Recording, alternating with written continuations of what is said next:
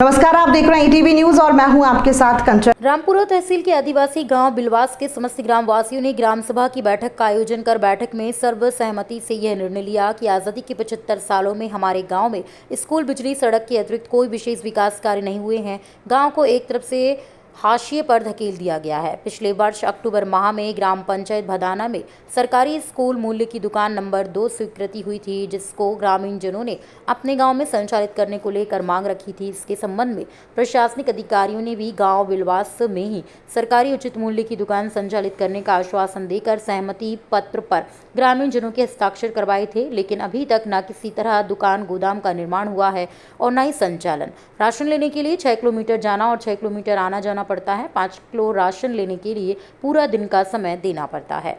वहीं हमारे पगारा क्षेत्र में लंबे समय से हम ग्रामीण जनों के द्वारा कृषि के लिए बिजली की मांग की जा रही है। लगभग 6 सालों से खंभे लगे हैं, जिन पर आज तक तार ही लगे हैं। इसके अलावा आंगनबाड़ी भवन भी खंडहर बनने की कगार पर है, जिसका अभी तक कोई संज्ञान नहीं लिया गया।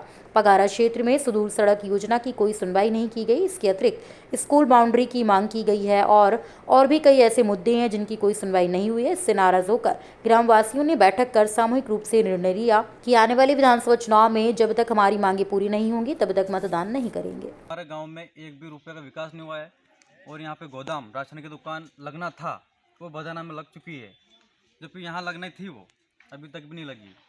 ना यहाँ पे लाइट की व्यवस्था, पगार, सिंचाई के लिए हमारे कोई व्यवस्था नहीं है कई सालों से। आपको ग्राम सभा गठित क्यों करनी पड़ी?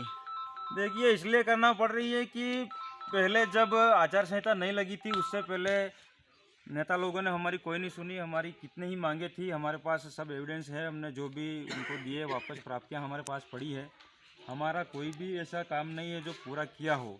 अब आचार संहिता लगने के बाद भी हमने सुनने में आ रहा है कि जो हमारे गांव में वो राशन वितरण गोदाम बनने वाला था, जिसके लिए अधिकारी आए थे, हमको आश्वासन देकर गए थे और हमसे सहमति भी ली थी कि आपके गांव में ही बनाएंगे।